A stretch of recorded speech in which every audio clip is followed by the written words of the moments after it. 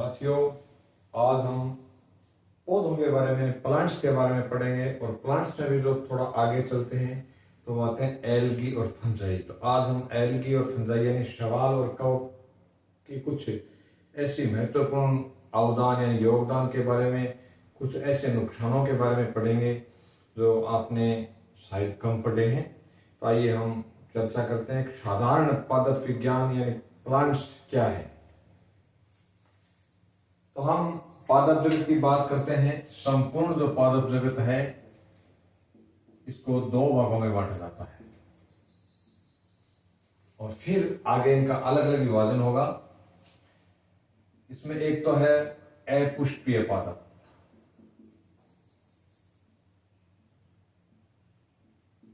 यानी ऐसे पौधे जिनके जीवन में कभी भी फूल नहीं आते, उनको अपुष्पीय पादप कहा जाता है। मैं निचले स्तर से इसको आपको समझाने का प्रयास कर रहा हूं छात्रों। और दूसरे हैं साथियों पुष्पीय पादप, जिनके फूल आते हैं।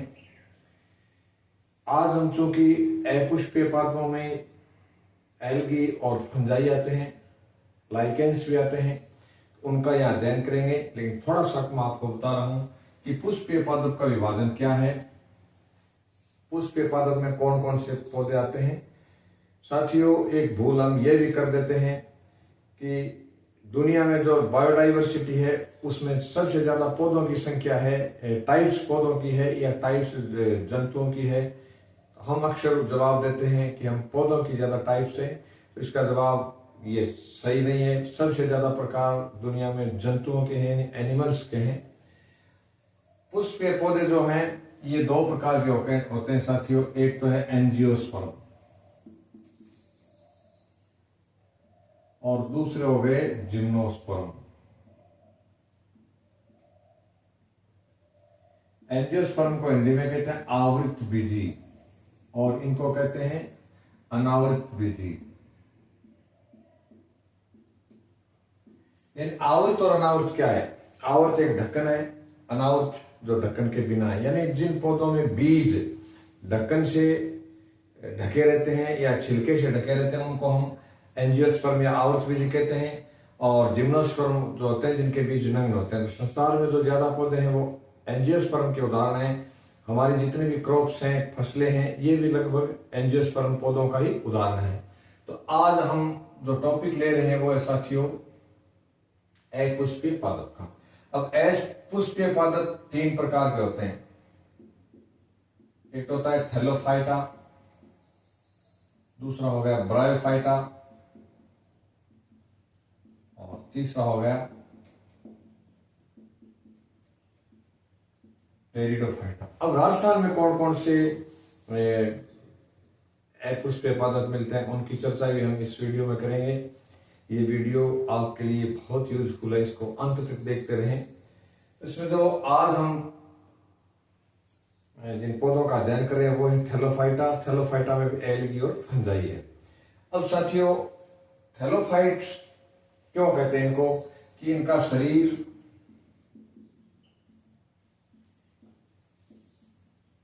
थैलेनुमा होता है, जिसमें स्पष्ट रूप से पर्णतना जड़ का विभाजन नहीं होता,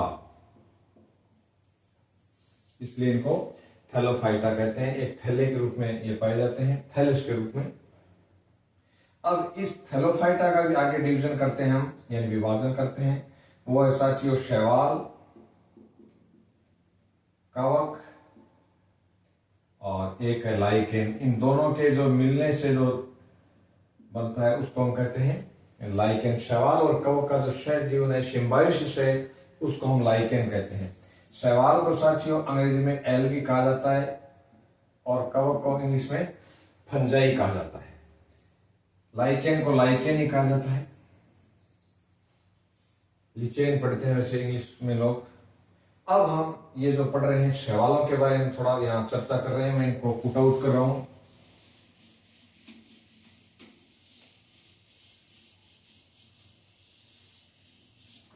सवाल कुछ इस प्रकार के हैं जिनका इस संसार में बहुत योगदान है।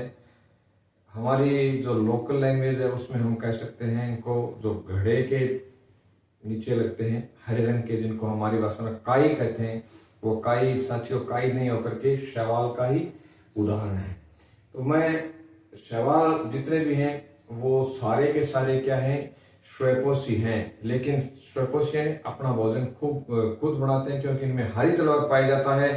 लेकिन इसका एक अपवाद है, एक सवाल ऐसा भी है जो परजीवी है। एकमात्र परजीवी सवाल कौन सा है?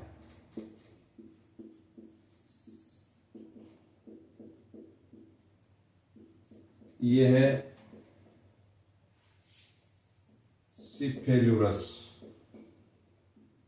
और ये चाय की पत्तियों पर परजीवी के रूप में पाया जाता है। सिफेल्यूरस ये चाय की पत्तियों में एक विशेष प्रकार का रोग भी पैदा करता है। इसके बाद आता है साथियों डाइटम। डाइटम एक सवाल है जो हमारी जो फोरेंसिक साइंस है यानी अपराध विज्ञान है, अपराध जांच विज्ञान है, उसमें बहुत बड़ी महत्वपूर्ण भूमिका निभाता है। फोरेंसिक साइंस आप लिख लें, यानी अपराध जांच विज्ञान। यदि किसी भी व्यक्ति की डूबने से मृत्यु हो जाती है, डूबने को सजीव व्यक्ति जब डूबता है, सजीव वस्तु डूबती है तो उसको इंग्लिश में ड्रॉन कहते हैं, DRAWN ड्रॉन। सिंक नहीं कहते, सिंक का होता है निर्जीव वस्तु का डूबना। तो जो भी पानी में ड्राउनिंग होती है उस ड्राउनिंग की जांच करने के लिए डाइटम से पहचाना जाता है। यानी जल में डूबने से हुई मौतों की जांच डाइटम नामक शैवाल से की जाती है। वर्ल्ड में ज्यादातर जो एंटीबायोटिक्स हैं वो कवकों से प्राप्त होती हैं, यानी फंजाई से प्राप्त होती हैं। लेकिन साथियों एक ऐसी भी एंटीबायोटिक दवाई है यानी प्रतिजैविक दवा है जो शैवाल से प्राप्त होती है, उसका नाम है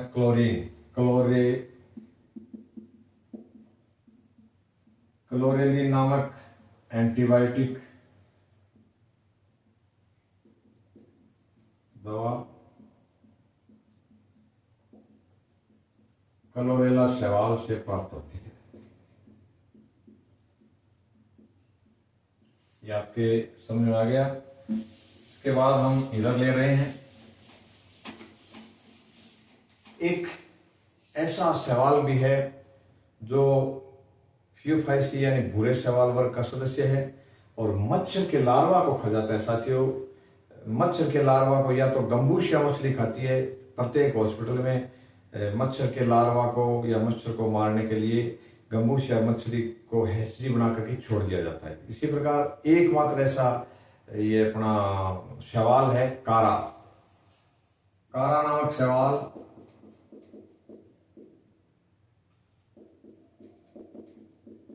मच्छर के लार्वा को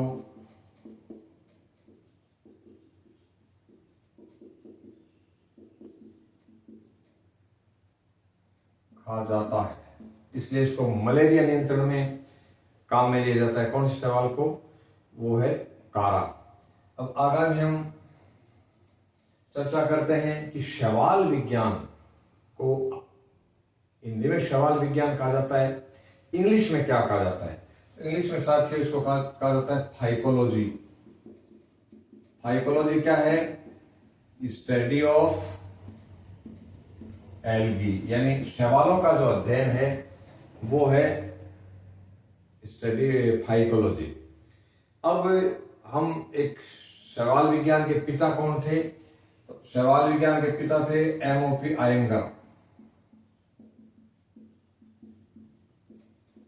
MOP आयंगर ये भारतीय शैवाल विज्ञान के पिता हैं। भारतीय शैवाल विज्ञान के पिता MOP आयंगर थे। शैवाल साथियों याद रखें ये श्वेपोषी होते हैं। श्वेपोषी का अर्थ होता है अपना भोजन खुद बनाते हैं। सभी शैवाल श्वेपोसी हैं। एक अपवाद हमने ले लिया, कौन सा? सिफिलोरस नामक जो शैवाल है वो साथियों श्वेपोसी नहीं है। और शैवाल आयोडीन के भी बहुत बड़े स्रोत हैं। लेमिनेरिया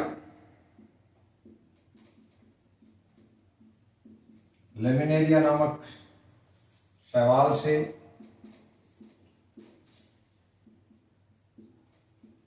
आयोडीन मिलती है।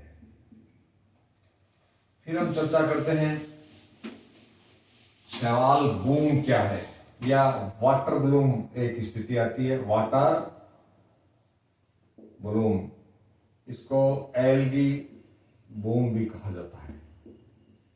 शैवाल बूम क्या है? साथियों शैवाल बूम क्या होती है कि जब शैवालों की संख्या बहुत ज्यादा बढ़ जाती है किसी भी पानी में, चाहे वो नदी का पानी हो या वो पानी हो समुद्र का या झील का, तो पानी के ऊपर उसकी बहुत बड़ी परत आ जाती है। सूर्य के प्रकाश को नीचे नहीं जाने देते शैवाल, और नए ऑक्सीजन को नीचे जाने देते हैं। तो इसलिए जो जलीय पौधे और जलीय जो जीव हैं वो मर जाते हैं। ये जो वाटर ब्लूम है ये समस्या बहुत बड़ी है। एल्गी लाभदायक है, लेकिन एल्गी का एक निश्चित मात्रा से ज्यादा बढ़ना भी इकोसिस्टम के लिए नुकसानदायक है। फिर आगामी हम चर्चा करते हैं कि सीओडी और बीओडी क्या है। सीओडी ये साथियों केमिकल ऑक्सीजन डिमांड है, पानी की शुद्धता जांचने के लिए टेस्ट किया जाता है। और एक टेस्ट है बीओडी। बीओडी होता है बायोलॉजिकल ऑक्सीजन डिमांड। ये दोनों जल प्रदूषण की जांच के लिए आयोजित होने वाले टेस्ट हैं। जल प्रदूषण की जांच हेतु आयोजित होने वाले टेस्टों का नाम है सीओडी और बीओडी। फिर किन किन सागरों में ये जो शैवाल हैं इन्होंने अपना इतना बड़ा आधिपत्य जमा लिया कि उनका नाम ही उनके ऊपर पड़ गया। जैसे लाल सागर एक वर्ल्ड में एक सी है, रेड सी। तो रेड सी का नाम एक ब्लू ग्रीन एल्गी है। जिन बच्चों ने साइंस नहीं पढ़ी है वो समझेंगे कि ब्लू ग्रीन एल्गी का मतलब नीले हरे शैवाल हिंदी वाले हैं, लेकिन साथियों इसमें लाल रंग के शैवाल भी आते हैं। ब्लू ग्रीन इसको इसलिए कहते हैं कि ये शुरुआती शैवाल हैं, बाकी शैवाल इनसे विकसित हुए हैं। तो लाल शैवालों यहाँ ब्लू ग्रीन एल्गी का के लाल शैवाल बहुत बड़ी मात्रा में पाए जाते हैं, इसलिए इसका नाम रख दिया रेड सी या लाल सागर। आगामी लेते हैं हम एक सार्गेसो सागर और है, सार्गेसो सागर। अब सार्गेसो सागर है, इसके पानी का रंग इस सर्गासम नामक जो शैवाल है इसके ऊपर इसका नाम पड़ गया सार्गेसो सागर। ये रूस के निकट है। सर्गेसम शैवाल के कारण इसका रंग पड़ गया, नाम पड़ गया सार्गेसो सागर।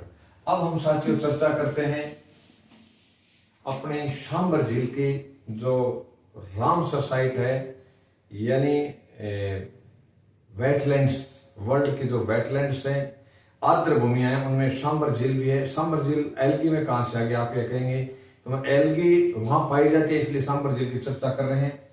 सांबर लेक, इसके पानी का रंग कैसा है? ज्यादातर पानी होता है ब्लू, स्काई ब्लू, लेकिन इसके पानी का रंग है साथियों पिंक। पिंक रंग किस कारण है? ये भी ब्लू ग्रीन एल्गी है जो पिंक कलर की है। एक देखिए blue green algae red colour की भी होती है, blue green algae pink colour की भी होती है। तो एक नीला हरा शैवाल है जिसका रंग है पिंक, यानी गुलाबी रंग का शैवाल होने के कारण इसका नाम पड़ गया, इसका पानी है वो पिंक कलर का हो गया। और बहुत ही तरीके से याद रख सकते हैं हम कि सांबर झील जयपुर जिले में पड़ती है, इसलिए इसके पानी, जयपुर को गुलाबी सिटी कहते हैं। और सांबर झील के पानी का रंग साथियों कैसा है? गुलाबी है। और फिर हम चर्चा करते हैं लाइकेंस की। लाइकेंस सहजीवी का उदाहरण है, यानी सहजीवी जीव का, जिसमें किन किन का सहजीवन है? कवक और शैवाल का। किसका? कवक और शैवाल मिलकर के लाइकेंस का निर्माण करते हैं। लाइकेंस प्रदूषण के सूचक हैं। प्रदूषित भूमि, पोल्यूटेड लैंड के ऊपर ये कभी उगते नहीं है, तो प्रदूषण की जांच के लिए भी एक प्राकृतिक सूचक का काम लाइकेंस करते हैं। जो हम प्रयोगशाला में काम लेते हैं, लिटमस पत्र, एक विशेष रूप से कागज होते हैं जिससे अम्ल या क्षार की पहचान की जाती है। वो लिटमस पत्र हम कहां से प्राप्त करते हैं? लाइकेन नामक पौधे से। तो मैंने आपको इजी तरीके से समझाने का प्रयास किया है। ये जो एल्गी है और कुछ पौधों की विशेषताएं हैं, शैवालों का मानव जीवन में क्या उपयोग है, कौन से शैवाल लाभदायक हैं, कौन से हानिकारक हैं। और शैवाल दो टाइप में बांटेंगे शैवालों को। एक तो होते हैं लवणीय जल वाले, यानी जो खारे पानी में पाए जाते हैं। एक होते हैं अलवणीय जल वाले। अलवणीय जल वाले में होता है जैसे स्पाइरोगाइरा, उडोगोनियम, ये जो फ्रेश वाटर है उसमें पाए जाते हैं। झील वगैरह के पानी में, मीठे पानी में पाए जाते हैं। बाकी ज्यादातर शैवाल लवणीय भी होते हैं। शैवाल बूम के बारे में हमने पढ़ा कि शैवाल बूम क्या होता है? जब शैवालों की मात्रा तीव्र गति से बढ़ जाती है तो अन्य पौधों को या जीवों को जीने नहीं देती। शैवाल बूम भी एक हमारे लिए हानिकारक वस्तु है, लाभदायक नहीं है। ये जो लिटमस पत्र हैं, जैसे अम्ल की पहचान क्या करते हैं? लिटमस पत्र ले जाते हैं नीले लिटमस पत्र को अम्ल लाल में बदल देता है, उसका कलर लाल कर देता है। इसलिए नीले लिटमस पत्र से अम्ल की जांच करेंगे और लाल से हम क्षार की जांच करेंगे। क्षार का ही क्षार ले जाते हैं, उसका लाल से नीला हो जाता है, तब वो क्षार है, अन्यथा अम्ल है। तो साथियों, विज्ञान के छोटे छोटे प्रश्न हैं, ये सीईटी में बहुत इंपॉर्टेंट क्वेश्चन है। जहां भी साइंस आती है वहां ये क्वेश्चन इंपॉर्टेंट है। और जो आर्ट्स के जो छात्र हैं, साइंस के जो बच्चे हैं, उन्होंने तो 11वीं कक्षा से एल्गी, फंजाई, इन सब को पढ़ना शुरू कर रखा होगा, एमएससी तक पढ़ते हैं। तो उनके लिए तो एक बच्चों जैसा खेल है, चाइल्ड प्ले है। लेकिन जो मेरे साथी आर्ट्स के हैं, हालांकि मैं आर्ट्स का स्टूडेंट नहीं रहा हूं, मैं साइंस का हूं, तो उनके लिए ये थोड़ी सी दिक्कत वाली बात है। तो इजी तरीके से मैंने साथियों आपको समझाने का प्रयास किया है। इस चैनल की जो सब्सक्राइबरशिप है उसको बढ़ाएं, ज्यादा से ज्यादा देखें ताकि उपयोगी जानकारी आप तक पहुंच सके। धन्यवाद। जय हिंद, जय भारत।